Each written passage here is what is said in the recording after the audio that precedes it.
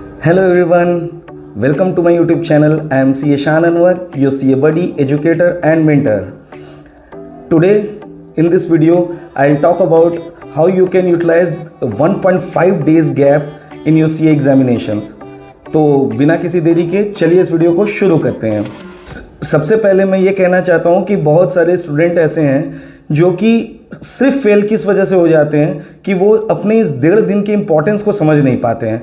इस 1.5 दिन में उनको करना क्या है, इसके लिए वो पहले से तैयारी कर नहीं पाते हैं। इस वजह से वो जब एग्जीक्यूशन की बारी आती है तो वो अपने इस टाइम को वेस्ट कर देते हैं।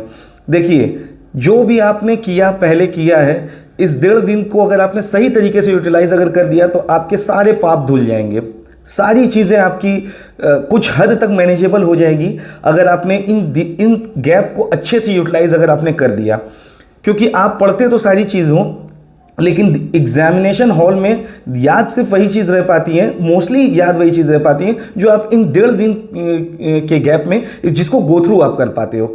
अब प्रॉब्लम तो ये है कि समय अपने को सिर्फ कुछ अराउंड 27-28 घंटे समथिंग लाइक दैट इसी तरह के मिल पाते हैं इफेक्टिवली, मैं कह रहा हूँ। तो आप उतने ही घंटे पढ़ पाते हो। अब उसको कैसे यूटिलाइज करना है कि आप मैक्स टू मैक्स इसका आउटपुट निकाल सको। जब आप एग्जामिनेशन के पहले जब आप अपना फाइनल बैठते हो ना, तो आपको क्या लगता है कि चीज़ें आपके दिमाग से भूल चुकी हैं, मिस्ड आउट हो चुकी हैं, अंडर कॉन्फिडेंट, लो फील करते हो, तो इट्स ऑल राइट। आप घबराने की आपको कोई भी ज़रूरत नहीं है। इतना एंग्जाइटी होता है ना एग्ज़ाम का, इतना प्रेशर इस लेवल का होता है ना कि ये सबके साथ होता है। तो आप एकदम लो फील मत करो। जो चीज़ें आपको परेशान कर रही हैं उससे ओवरकम करने की कोशिश करो। जैसे मैं आपको बताता हूँ, आपको अपने स्ट्रेटेजी में सबसे पहले क्या करना है। जब आप ये देखो, जिस चीज़ से आपको डर लग रही है ना, उसको आप पहले ही टैकल कर लो। डर किस चीज़ से लगता है कि समय मिला है सिर्फ 1.5 दिन का, रिवाइज पूरा होल सिलेबस करना है, ठीक है। बहुत तरह के मोशंस आएंगे, बहुत तरह की प्रॉब्लम्स आएंगी। तो ट्राई वन थिंग, अपने इस मोशन को अपने सब्जेक्ट के प्रमोशन में लगा दो और रॉक करके आओ पेपर में, हंसते खिलते एग्जाम दे करके आओ।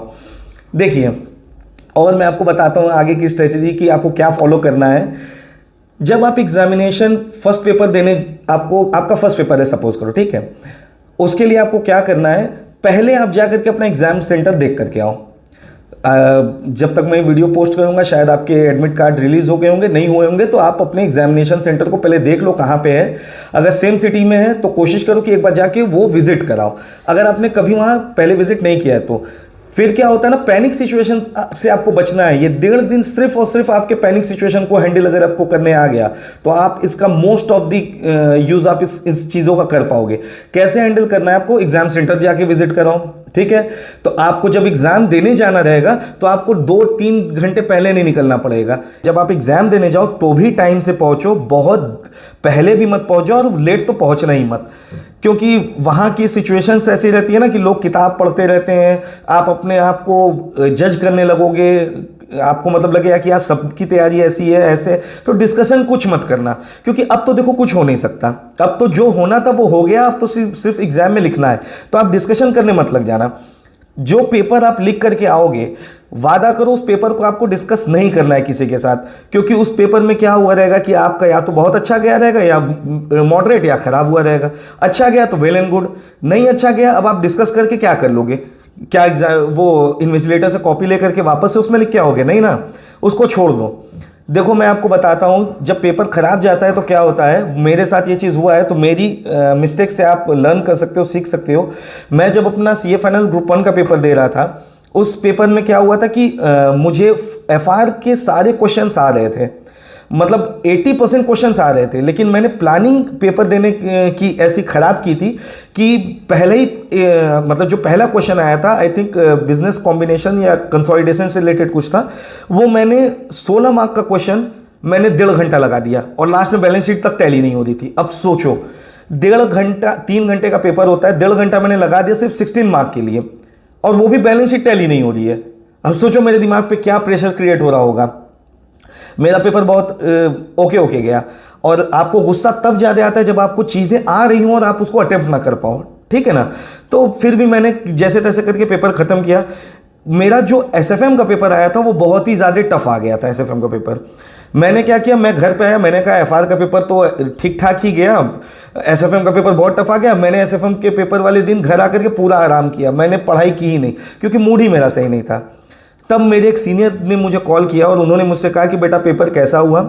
वो आज एक सीए भी हैं और तो उन्होंने अपनी स्टोरी मुझसे शेयर की। उनके टाइम पे एसएफएम को माफा कहा जाता था। उन्होंने मुझसे बताया कि बेटा ऐसा जब पेपर टफ आता है ना तो वो पूरे इंडिया के लिए टफ आया है।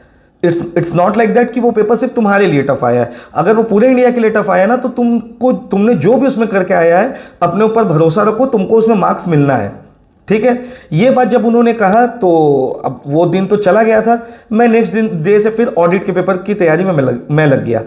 इस चीज़ को मैं ध्यान रखा था जब मेरा ग्रुप 2 का एक कॉस्टिंग का पेपर था फाइनल में। वो कॉस्टिंग का पेपर इंस्टीट्यूट के इतिहास का सबसे टफ पेपर आया था, सबसे ज़्यादा, क्योंकि उसमें कोई भी क्वेश्चन देखा हुआ था ही नहीं, सब न्यू क्वेश्चंस थे। मैंने क्या किया, मैंने अपने सर की उस बात को याद रखा था। मैंने कॉस्टिंग के पेपर देने के बाद तुरंत आकर के मैंने उस पेपर को रद्दी में डाल दिया, अगले पेपर की मैं तैयारी में जुट गया।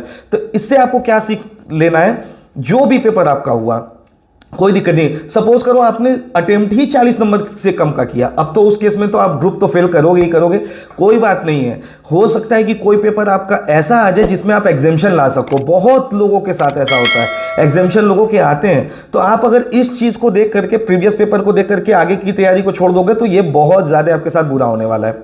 ऑलराइट, तो पहला स्टेप आपको क्या करना है कि आपको पेपर डिस्कस नहीं करना है। टाइम से घर पहुंचो, घर पहुंचने के बाद चाय पियो या जिस भी चीज़ों को करके आप रिलैक्स होते हो, नींबू पानी चाय जो भी अपना वो पी करके थोड़ा लाइट खाना खाओ। खा करके आप थोड़ा आधी पौन घंटा कम से कम रेस्ट करो। रेस्ट करने के बाद एग्जामिनेशन डे जिस दिन आपने एग्जाम दिया उसके नाइट में आपको क्या करना है, 4 से 5 घंटा पढ़ना, उससे ज़्यादा मत पढ़ना, ठीक है ना। 4-5 घंटा पढ़ो और टॉपिक वो उठाओ जो कि कंपेरेटिवली थोड़े से ईजी टॉपिक हैं। ऑलराइट, जो नेक्स्ट पेपर का इजी टॉपिक है और कंपैरेटिवली हाई वेटेज के टॉपिक है, वो टॉपिक आप उठा लो। आपने उस दिन उतना काम कर लिया, नेक्स्ट डे जब आप उठोगे ना तो नेक्स्ट डे आपके पास पूरा होल डे रहेगा। उसके नेक्स्ट डे आपके पास अप्रॉक्स 11 to 12 या फिर 10 o'clock तक का टाइम आपके पास रहेगा मॉर्निंग में, तो आप आगे की चीज़ों को प्लान कर पाओगे। लेकिन अगर पहले दिन आपने सिर्फ आराम में समय निकाल दिया तो बाकी आपके पास सिर्फ सवा दिन ही बचे रहेंगे, ठीक है। अब आपको आज के डेट पे क्या करना है, आपको आज के डेट पे करना है ये कि आपको सुपर समरी नोट्स बनाने हैं। एक होती है समरी नोट्स, एक होता है सुपर समरी नोट्स। मैं सुपर समरी नोट्स किसको कहता हूं, मैं क्या करता था कि जैसे कि जो भी मेरा सब्जेक्ट है, हर सब्जेक्ट के जो इंपॉर्टेंट चैप्टर्स होते थे, उन चैप्टर्स में से जो इंपॉर्टेंट चीज़ें होती थी उसको मैं अपने पढ़ाई के दौरान ही एक पेपर पे लिखता जाता था, कॉपी पे। फिर एग्जाम डे के दौरान उसको रिवाइज करने में मुझे बेनिफिट क्या मिलता था कि मुझे सिर्फ वो उस चैप्टर के लिए, जैसे 20 पेज का वो चैप्टर है, समरी नोट्स उसकी 8 पेज की है, लेकिन अगर मुझे सिर्फ उसके इंपॉर्टेंट चीज़ों को गो थ्रू करना है तो वो मैं हार्डली 2 से 3 पेज के अंदर मैं कर लेता था, हार्डली 2 और 3 पेज, 1 चैप्टर के मैं कह रहा हूँ, ठीक है। अब आपको मैं बताता हूँ कि आपको स्टेप बाय स्टेप क्या करना है। तो आप समरी नोट्स बना सकते हो। समरी नोट्स बनाने के लिए आपको या तो अभी अगर आपके पास टाइम है, आपने अपने सिलेबस को कंप्लीट कर लिया है तो अभी बना लो, नहीं है तो आईसीआई के कुछ कैप्सूल्स आते हैं, उनके वेबसाइट पे उनको रेफर आप कर सकते हो। वो भी नहीं कर सकते हो तो किसी फैकल्टीज की समरी नोट्स को आप रेफर कर सकते हो।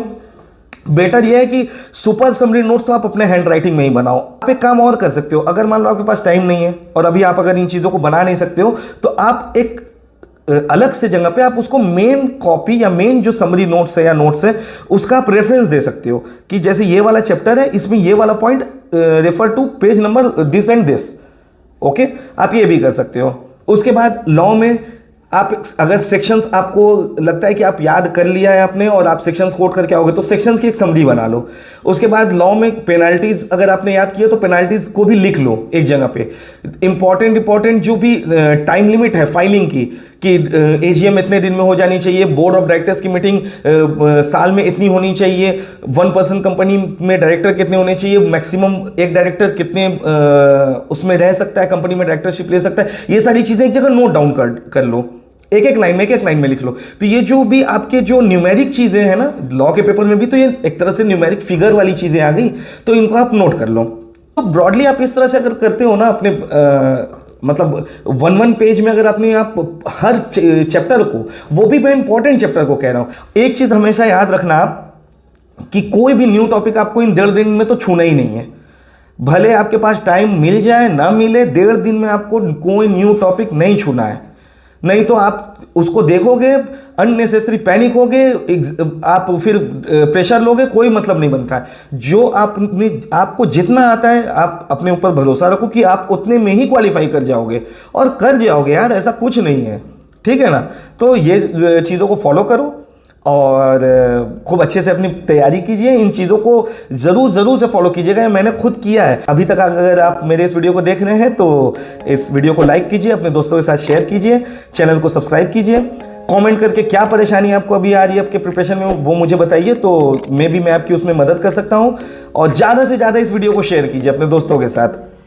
और अगली वीडियो में लेकर के आऊँगा इसी तरह के कुछ एग्जामिनेशन टिप्स पे। एग्ज़ाम तक आपको मैं भरपूर आपका मैं साथ दूंगा।